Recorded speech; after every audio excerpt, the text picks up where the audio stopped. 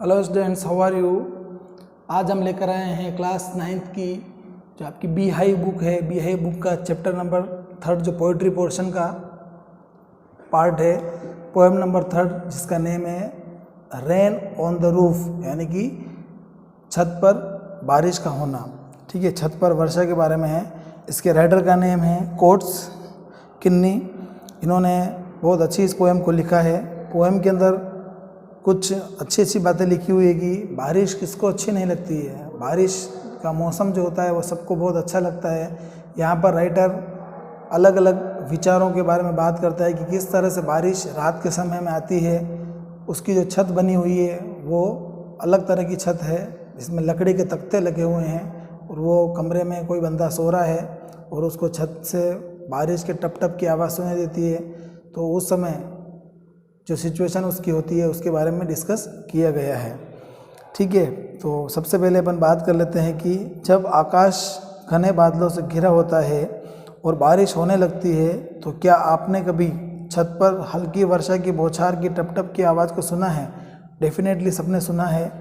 तब अपने दिमाग में कैसे विचार उत्पन्न होते हैं जब आपने प्रकृति के इस सुमधुर गान को सुना। मैंने बताया कि बारिश की जो आवाज़ होती है, बारिश का जो सीज़न होता है वो बहुत ही अच्छा आनंद देने वाला होता है।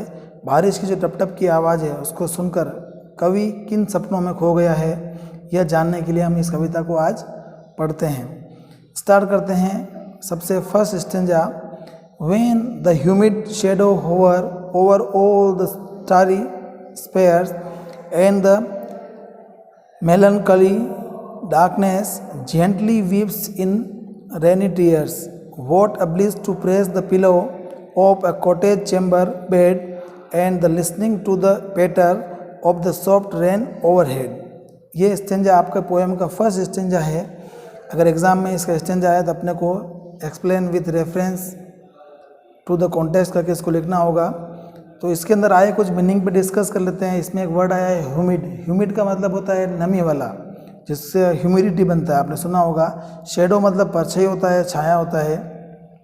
ठीक है, होवर का मतलब होता है मंडराना, जब कोई चीज़ ऊपर मंडराती है। यहाँ पर बादल आसमान पे मंडराते हैं, उसकी बात हो रही है। स्टारी मतलब स्टार, यानी कि जो होता है ना स्टार, सितारे होते हैं, यानी कि तारों भरी। स्टारी मतलब तारों से भरी हुई।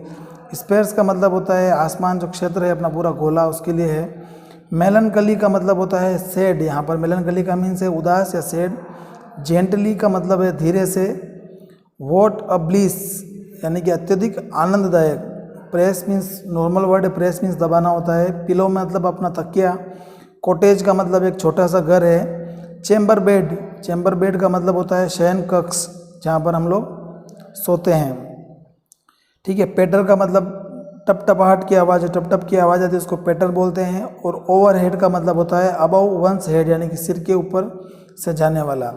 तो इस पैराग्राफ में कवि ने बताया है कि जब काले नमी भरे बादल तारों भरी रात्रि में आकाश में मंडराते हैं और उदास अंधेरा वर्षा के आंसुओं के रूप में धीरे से रोता है, तब एक छोटे से घर के शयन कक्ष में तकिए को दबाना व ऊपर यानी कि छत पर हल्की वर्षा की जो टपटपाहट की आवाज़ सुनते हुए लेटे रहना कितना आनंददायक हमको लगता है।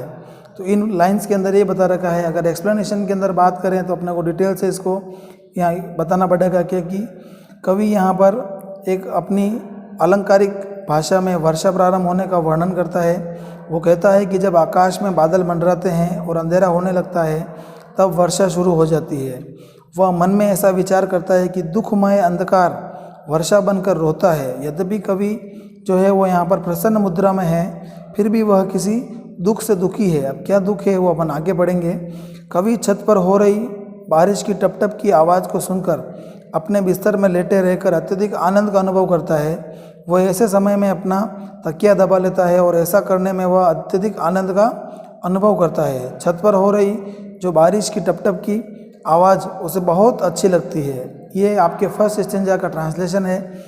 अब बात करते हैं हम इसके सेकंड स्टेंजा की। सेकंड स्टेंजा में लिखा हुआ है every tinkle on the shingles has an echo in the heart and thousands dreamy fancies into busy being starred. and 1,000 recollections wave their air threads into woof as I listen to the patter on the rain upon the roof। ठीक है, यहाँ पर इसके meanings के अगर देखें तो tinkle का मतलब होता है टन टन की आवाज़। शिंगल्स का मतलब यहाँ पर बता रखा है rectangular wooden tiles used on roof, यानी कि छत पर प्रयोग की जाने वाली लकड़ी की जो टाइलें होती हैं, तख्ते होते हैं।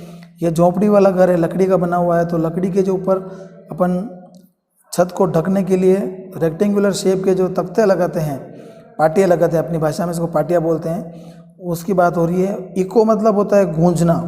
इको साउंड आपने सुना होगा, जब अपन बोलते हैं और वापस आवाज़ गूंज के आती है तो उसको इको बोलते हैं। फैंसाइज का मतलब होता है, यहाँ पर कवि फैंसाइज का मतलब उसकी कल्पनाओं की बात कर रहा है, उसकी इमेजिनेशंस की बात कर रहा है। ठीक है, और उस इमेजिनेशन जो है वो उसकी स्वीट इमेजिनेशंस हैं। ठीक है, रिकलेक्शंस का मतलब होता है वापस याद आना, उसकी यादें हैं। नीट का मतलब होता है वीव, वीव यानी होता है नीट, नीट मतलब बुनना। जब अपन कोई चीज़ बुनते हैं, जैसे स्वेटर बुनने का काम होता है तो वीव बोलते हैं। एयर थ्रेड्स का मतलब होता है हवाई धागे, हवाई धागे मतलब कल्पनाएँ। वूफ का मतलब होता है बाना, जैसे अपन बात करते हैं एग्जाम्पल के तौर पर the threads woven across the loom, यानी कि जब अपन ताने बाने वर्ड आपने सुना होगा तो ये वूफ जो है वो वही वर्ड है। यानी कि कवि कह रहा है कि जब मैं छत पर वर्षा की टपटपाहट को सुनता हूँ तो छत के तख्तों पर हो रही एक टन टन की आवाज़ जो है वो मेरे दिल में गूंजती है और हजारों मीठी कल्पनाएं व्यस्त व्यक्ति के मन में उभरती है और हजारों यादें अपने हवाई ताने बाने बुनती है। अर्थात कवि जो है वो अपनी पुरानी यादों में पूरी तरह से खो जाता है। बारिश का मौसम ऐसा ही होता है, बारिश किसको अच्छी नहीं लगती है। ठीक है, तो इस तरह से सेकंड स्टेंजा अपन ने पढ़ा। थर्ड स्टेंजा है जो लास्ट स्टेंजा है इस पोएम का, उसमें लिख रखा है now in memory comes my mother as she used in years agone to regard the darling dreamers ere the left them till the dawn. Oh, I feel her fond look on me as I listen to this refrain which is played upon the shingles by the patter of the rain। यहाँ पर कुछ meaning आए हैं और ये जो stanza है ये उसको उसकी माँ की याद दिलाता है लेखक को। और मेमोरी मतलब होता है याद, एगोन का मतलब जो बीत गए हैं पास्ट उसके लिए आया। रिगार्ड का मतलब होता है, ठीक है ना, व्यक्ति या वस्तु को क्षण भर के लिए देखना, ऑब्जर्व करना, रिगार्ड मीन्स ये है। डार्लिंग का मतलब होता है प्रिय, लविंग। ड्रीमर्स का मतलब जो हम सपने देखने वाला होता है उसको ड्रीमर्स बोलते हैं। ईयर मतलब होता है बिफोर, यानी पहले वाली बात। डान वर्ड जो है वो मॉर्निंग होती है ना, जब सुबह सुबह का सूर्योदय का समय होता है प्रातः काल का, उसको उषा काल को डान बोलते हैं। फॉन्ट का मतलब होता है स्नेहमय। लिस्ट का मतलब होता है यहाँ पर लिसन से है, सुनने से है। रिफ्रेन का मतलब होता है वर्षा की जो लगातार आवाज़ या ध्वनि जो आती रहती है उसके लिए यहाँ पर रिफ्रेन वर्ड का यूज़ किया है। तो यहाँ पर राइटर थोड़ा दुखी अनुभव करता है और प्रसन्न भी है। कैसे प्रसन्न है तो वो बता रखा है कि अब स्मृति में, यानी मेरी माँ जो अब जीवित नहीं है, उसी प्रकार से आती है जिस प्रकार से वह विगत वर्षों में प्रिय स्वप्न दृष्टाओं को स्वप्न में आया करती थी, यानी कि मेरे सपनों में आया करती थी, वैसे ही ये बारिश आज आई है।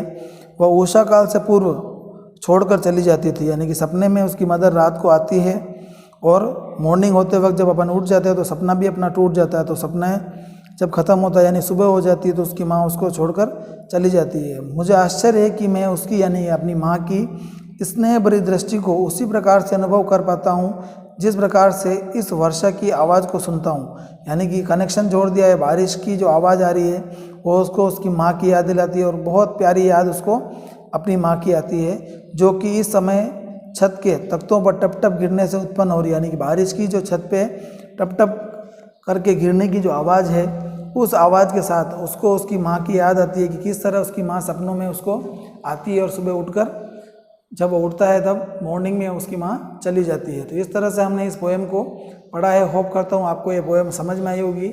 आपको इस पोएम को अच्छे से सुनना है, फिर सुनने के बाद जो इस पोएम के तीनों स्टेंजा है उन तीनों स्टेंजा को आपको अपनी कॉपी के अंदर reference to context with explanation आपको इसको लिखना है। कैसे लिखना है मैं आपको इसके फ़ोटोज़ वगैरह भेजूँगा। तब तक के लिए thank you very much, goodbye, take care.